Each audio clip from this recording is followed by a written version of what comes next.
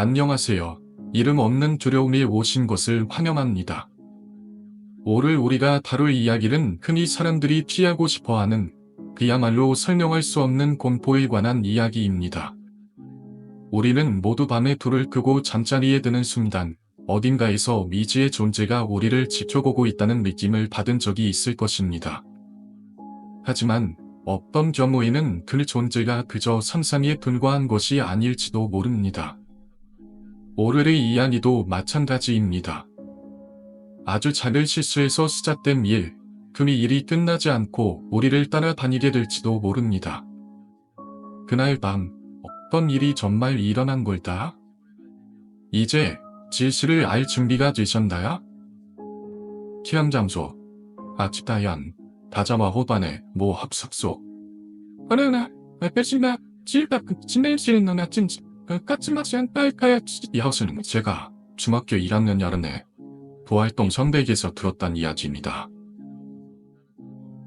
제가 소속되어 있던 관악부에서는 매년 여름 떠나기 되면 2박 3일의 밤화 합숙 훈련이 해해지고 있었습니다. 그 여름 합숙 중에 관악부에 전해져 온다는 전통 행사가 매년 행해지고 있었던 겁니다. 그것은 합숙 첫날 밤 1학년들은 각각이 담당하는 악기 파트의 선배에게서 우리 학교 관악부에 얽힌 무서운 이야기를 듣는다는 전한 행사였습니다. 그런 것도 모르고 저는 예생 최초인 합숙이 너무 좋아서 며칠 전부터 두근두근하고 있던 거죠.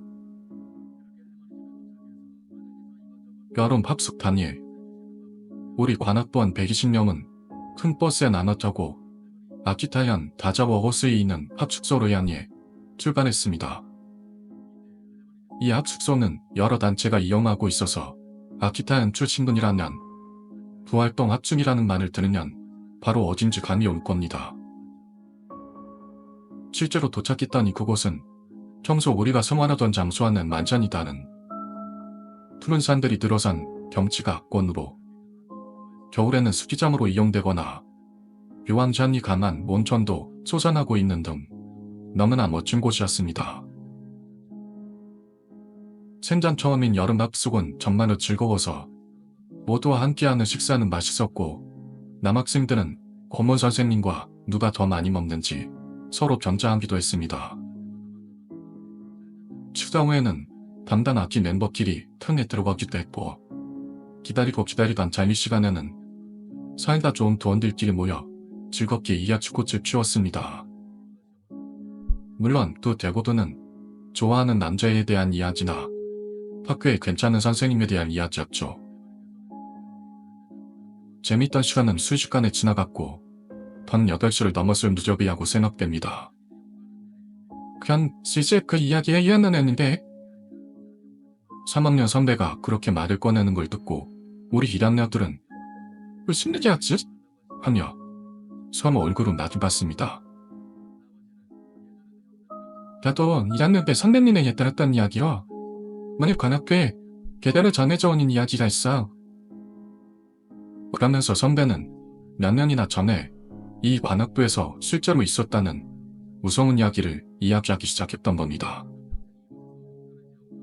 몇 년 전에 그 해, 이 학교의 관악부 선배들은 전국 관악 쿵푸에서 전국대를 금상을 목표로 매일 연습에 힘쓰고 있었습니다. 피콜로는 통상 플류 파트의 누군가가 담당하는 건데 그 해에는 자르곡의 솔로 파트가 너무나 아름다워서 플류 파트 모두가 피콜로 취자를 심한에 나선 겁니다. 뜻하지 않게 많은 후보자가 있었기 때문에 고문 선생님은 한동안 전형기간을 두기로 했습니다. 그러자 그 기간 중에 피콜로 취자를 희망했던 그녀들은 다른 사람을 탄압시키기 위해 뒷담화를 하거나 서로 운해하고 괴롭혀서 상대의 사기를 꺾거나 하며 서로의 발목을 잡아대기 시작했던 거죠. 특히 3학년들은 이 대회가 마지막 대회가 되니 다른 멤버들보다도 눈에 띄기 위해 필사적이었습니다. 2학년 후배들을 심하게 괴롭히기도 하고 그 중에는 플릿을 잘 부는 아이를 몰래 불러내서는 이른바 뒤잡이를 했던 일도 있었던 것 같습니다. 그러나 그런 식으로 주변이 추악한 싸움으로 점철될 때 그런 것에는 전혀 가담하지도 않는 3학년생인 베이코나는 매일 담담하게 악기 연습에만 매달렸습니다. 주변에서 무슨 욕을 듣거나 참견질을 당해도 베이코가 보복하는 일 없었습니다. 그저 불묵히 악기 연습에 몰두할 뿐이었습니다. 기본적으로 피콜로는 큰 학교에서도 기껏해야 2개 정도밖에는 두고 있지 않을 희귀한 악기라서 들고 집에 갈 수도 없어서 베이코는 집에 돌아가서는 플룻으로 연습을 계속하고 있었습니다. 자유곡이 결정되고부터 약 2주 뒤 어느 날 고문 선생님은 피콜로 주자 오디션을 개최했습니다. 오디션 중에는 누가 연주하는지 알 수 없도록 보원 점원이 눈을 감게 하고 연주 희망자 중 랜덤으로 뽑아 차례로 피콜로 연주를 시켰습니다. 그 결과 오디션에 합격한 건 베이코였죠. 뒷담 하나 왕따댕이를 가장하지 않고 매일 열심히 연습만 했던 베이코가 실력으로 피콜로 주자를 따내게 된 것입니다. 인간이란 슬픈 동물이죠. 자기를 높이려고 노력을 게을리하고 지변을 내리쳐서 자기가 높아지려는 인간들이 많이 있어요. 그러나 고문 선생님은 그런 주변 사람들에 휘둘리지 않고 그저 열심히 연습해온 베이코를 누구보다 높이 평가했습니다. 그리고 드디어 콩쿠르 시즌이 시작됩니다. 지역대회, 전대회, 도어쿠 지방대회 모두 굉장한 점수로 우리 관악반은 승승장구에 나갔습니다. 전대회 때는 심사위원이 피콜로 솔로 브라보 라는 총론까지 썼습니다. 프로듀서가 특정 파트를 지목해서 평가하는 일은 극히 드문 일로 굉장히 명예스러운 일이죠. 다만 그런 일이 있었어도 피콜로 솔로를 담당했던 그 메이커는 거기서 손을 놓지도 않았고 연습을 게으르게 하지도 않았습니다. 매일 집에 악기를 가지고 돌아가 학교 시험 기간 중에도 피콜로 연습은 매일을 절대 빼먹지 않았다고 합니다. 이즈온에는 피콜로 주자를 목표로 서로 물어뜯던 훈련 멤버들도 피콜로 위켄에 베이스다고 피콜로를 맞출 수 있어. 모두 예습이자 모두 전국 교전을 따가자. 그렇게 위기투와 각자나 자신의 파트에 진심으로 임했습니다. 그러나 출전 자격을 얻은 전국대회까지 몇째 남지 않았을 때 비극은 일어나게 된 거죠. 베이코가 계단에서 굴러 오른손목에서 손가락까지를 부러뜨리고 말았던 겁니다. 전국대회가 코앞이었는데 이 부상은 치명적이었습니다. 더 이상 전국대회 출전은 불가능해진 겁니다. 배치 원인은 모르겠다. 하달면서 평이견 피자도 다해가 튀긴 됐다. 누구나 다 그런 식으로 생각했습니다. 그러나 진실은 그런 게 아니었습니다. 같은 플룻 파트였던 3학년생 피코가 그녀를 계단에서 밀어넘어뜨린 거였습니다. 원래부터 내성적이고 상냥한 에이코는 사람을 책망하거나 화를 내지 못하는 성격이었습니다. 거기에 편승한 피코가 그녀를 민 뒤에 이렇게 더 말했다고 합니다. 생쥐누나 긴게때를 그런 반응 어떻게 좋다.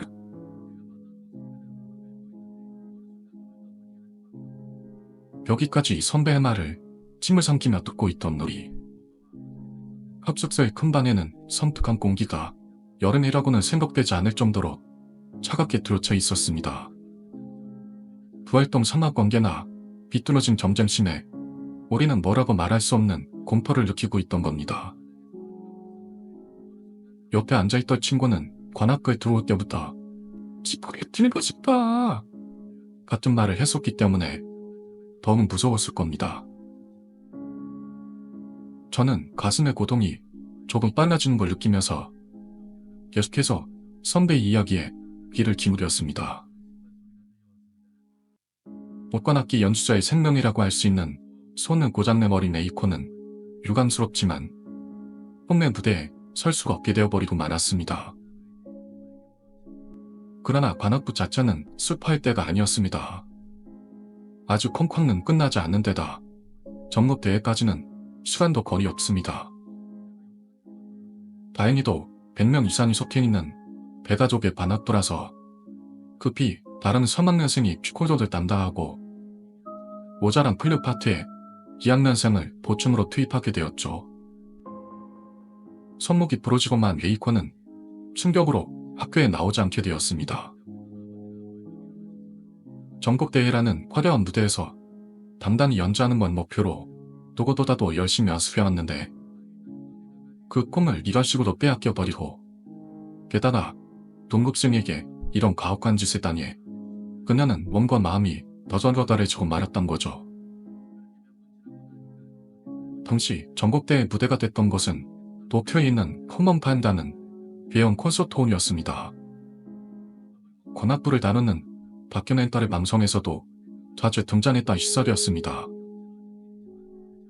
저도 지금까지 딱 한 번 전국대회에서 방문한 적이 있었지만 무대는 검게 빛나고 거기서 연주하는 소리는 이휘조차이로 반사돼 저에게 들려오는 겁니다.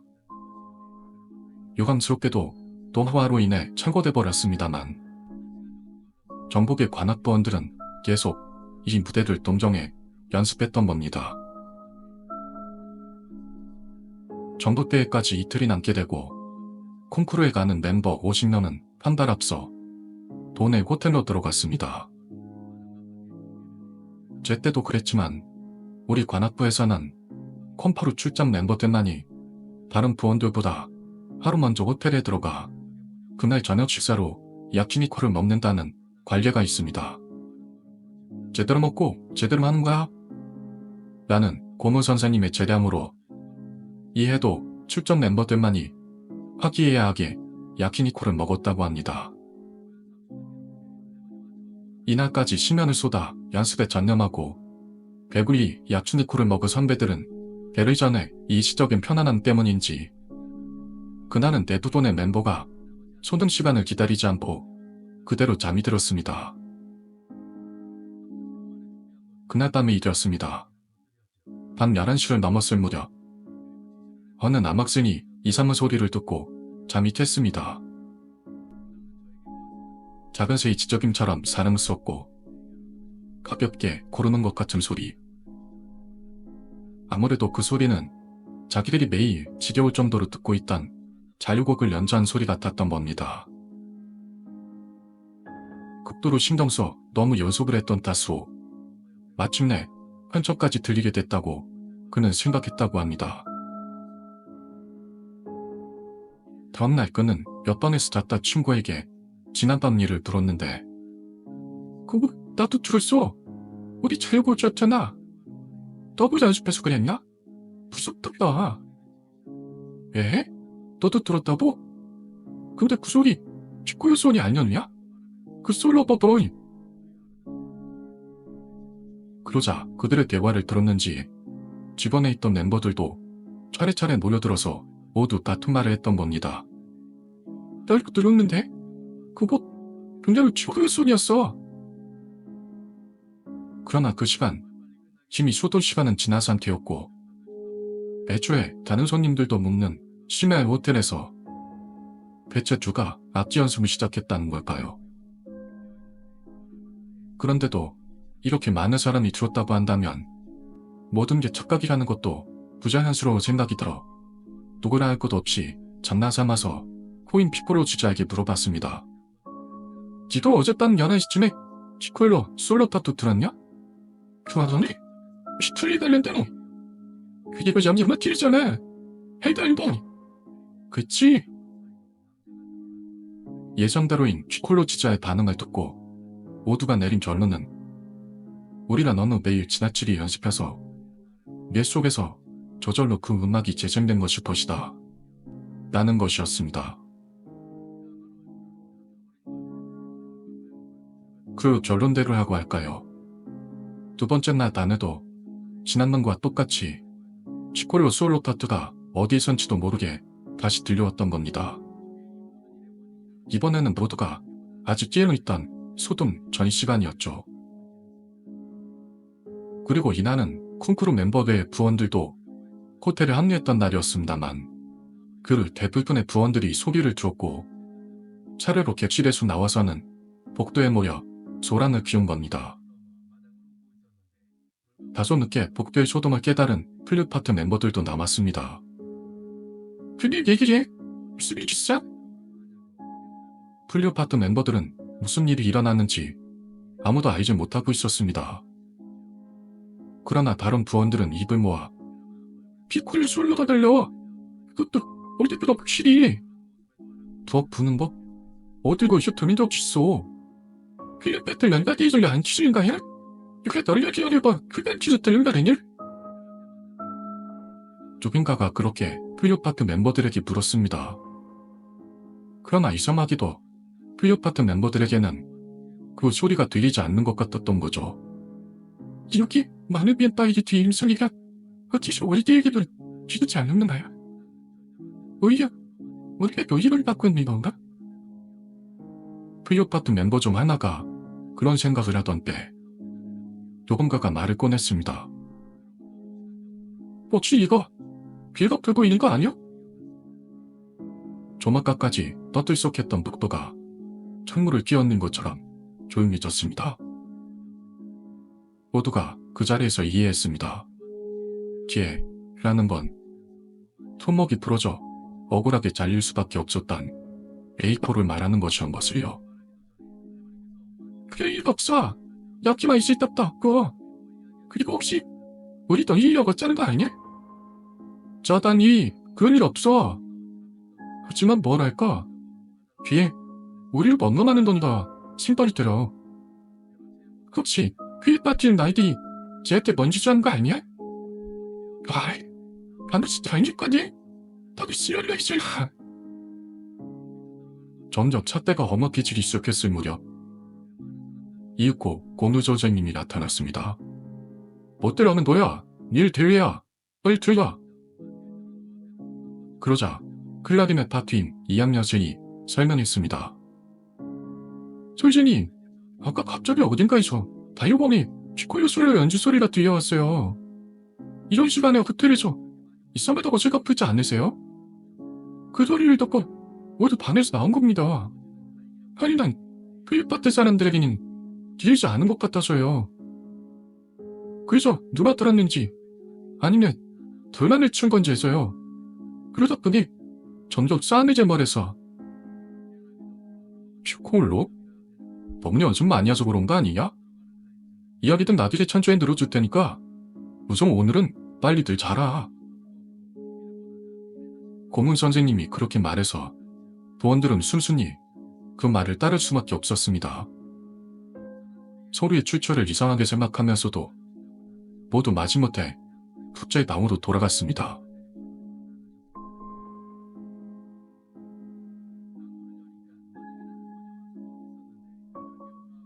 그리고 다음날 전북대의 단일 아침 충격의 사건이 일어납니다.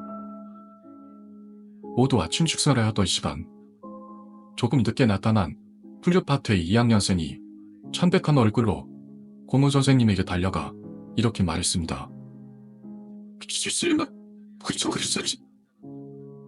그녀의 말을 들은 순간 선생님의 얼굴에서도 순식간에 핏기가 가신 걸 알 수 있었습니다. 두 사람은 바로 달려나갔고 그 언니가 있는 곳으로 향했습니다. 아니, 이거 그치? 고모 선생님은 언니의 오른손목을 보고 말을 주셨습니다.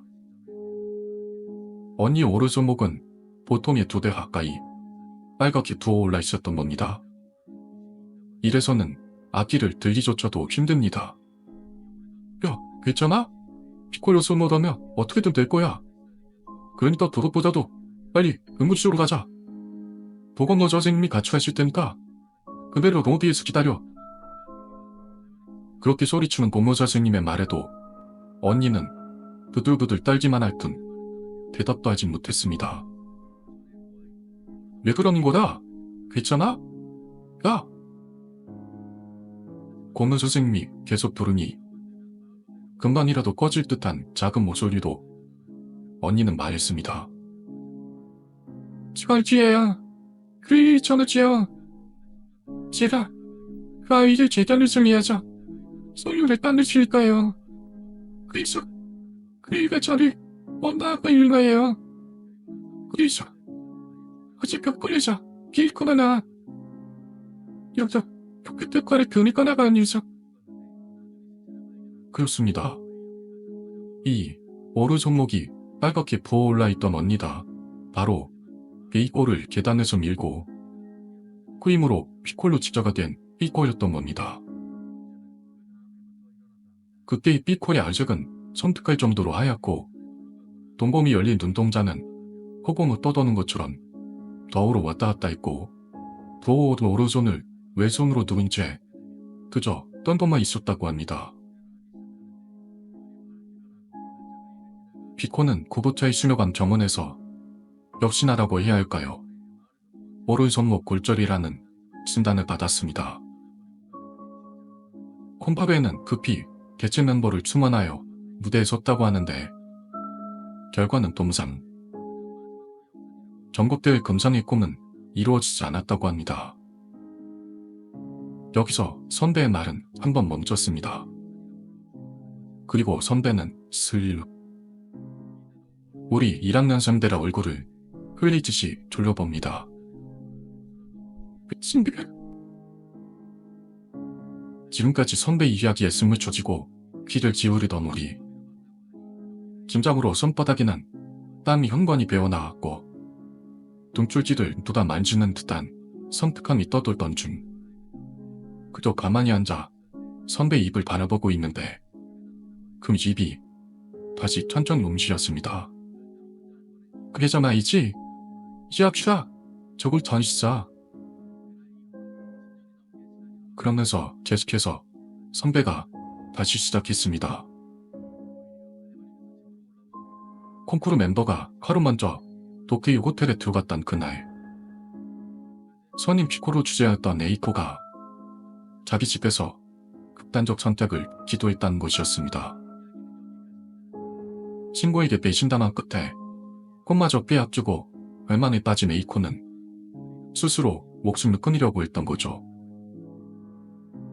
다행히도 발견이 따나서 바로 병원으로 옮겨진 에이코는 이틀 정도 의식이 없이 삶과 죽음 사이를 떠돌다가 콩쿠르 단일 아침 에이코의 오른손이 딸갑게 부어올랐던 그날 기적적으로 에이코의 의식은 돌아왔다고 합니다.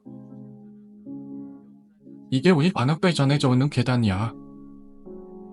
선배의 그 한마디에 침을 꼴깍 빼며 듣고 있던 1학년 학생들에게서 안도의 한숨이 새어나왔습니다. 그 순간 무채색의 방에 이윽고 색이 돌아오듯 우리도 현실로 돌아올 수 있었던 것 같습니다. 이야기가 끝난 뒤 선배들은 이런 말을 했습니다. 수준을 쓰지 소야 안 했냐. 야도 이런 데 선배계자 이야기 주셨는데 그 비라는 치코네끼는 이제 숨어졌어. 여자애 귀신 나도 키콜레 진짜지면은 군댔지. 저의 방화 합숙은 이런 식으로 그 관악도에 얽힌 이야기로부터 시작된 겁니다. 지금부터는 코밀담입니다만 그런 저도 정신 차리고 보니 30대가 됐고 약 16년 만에 중학교 시절 관악도 법무 선생님과 동창회에서 재회하게 되었습니다. 그 선생님은 우리 중학교가 생긴 지 얼마 되지 않아 부임하셨고 제가 중학교 3학년으로 올라갈 때 다른 학교로 전근을 가게 되고 말았습니다. 그래서 2년 동안 실세를 친 선생님과의 이별이 너무 힘들어 울면서 이임실에 참가했던 걸 지금도 잘 기억합니다. 그렇게 좋아했던 선생님에게 술을 올리면서 당시 추억담을 하던 때였습니다. 진주심, 그러고 보니 계속 심장치였던 일이 있었어요. 제일 잊었는게 선비할게 괴롭자 관악별 전이 시절 무슨 이야기 들었던 전 있어서 그게 어느 때 이야기인데요? 그러자 선생님은 잠시 텀을 둔 뒤 갑자기 원가가 떠올랐다는 듯 돋기 시작했습니다. 그거구나. 그 이야기 내용은 3학년들이 은퇴할 때 항상 몰래 가르쳐줬는데 머리만은 졸업 때까지 같이 못 있어서 알려줄 수가 없었네. 그거 싫은 말이다. 사실 이 피콜로 주제할 만한 괴담은 모두 고문 선생님이 지어낸 이야기였던 겁니다. 왜냐하면 어떤 시대에서도 뒷담 하나 왕따 문제가 끊이질 않아 관학부원들은 그런 바보짓은 하지 않았으면 하다다. 어떻게 하면 좋을까 하며 젊은 시절의 선생님은 고민했다고 합니다. 거참 우연히 생각난 만든 이야기를 학생들에게 했더니 이야기에 꼬리서 탔고 점점 무서운 이야기로 툭 틀어서 어느새 괴담같이 되어버렸다는. 그렇지만 이건 반대로 전문 가르침으로 바뀔지도 모른다. 생각한 선생님은 도저히 그 이야기를 정정하지 않았고 3학년이 은퇴하고 나서 비로소 이 이야기는 만든 이야기라고 선민아웃하게 되었다고 합니다. 정녕 이게 정말로 있었던 이야기라면 상의적으로 큰 문제가 됐겠죠. 덤덕성을 재단해선 일다뇨. 산문이 따라서는 살인이 될 수도 있습니다. 그러나 어린 나이에 이 이야기를 들었던 당시의 저는 저도 모르게 이런 것들을 배우고 있던 겁니다. 첫째는 자기가 이득을 얻고 싶으면 누군가를 모함해서는 안 된다는 것. 두 번째는 자기의 노력을 인정해주는 사람은 반드시 있으니까 절대로 통제하거나 예전지지 말 것. 세 번째는 자네한 사람의 잘못된 행동이 주변에 큰 영향을 미치기 때문에 신동 없이 정절한 행동을 취해서는 안 된다는 것. 지금도 이 이야기가 수배들에게 계속 전해지는지는 모릅니다. 그렇지만 제 속에서는 이중이 커다란 좋은 조만으로서 계속 기억하고 싶은 관악부에 얽힌 무서운 이야기인 것입니다. 이야기가 이제 막 끝났습니다. 그러나 그 모든 것이 정말 끝난 걸까요? 우리는 여전히 이해할 수 없는 천상들에 대해 고민하게 됩니다. 그 존재는 여전히 우리의 주변에 있는 걸까요? 혹시 우리가 놓친 중요한 단서가 있었던 건 아닐까요? 과학으로는 설명할 수 없는 것들이 여전히 존재하고 그 미스터리 속에서 우리는 진실을 찾고자 합니다. 여러분은 어떻게 생각하시나요? 그날 밤 무엇이 실제로 일어난 걸까요? 이 이야기는 단순한 전설일 뿐일까요? 아니면 우리가 아직 모르는 더 깊은 이야기가 숨어 있는 걸까요? 여러분의 생각을 댓글로 남겨주세요. 좋아요와 구독도 부탁드립니다. 감사합니다. 이름 없는 두려움이었습니다. 그럼 다시 만나길 바랍니다.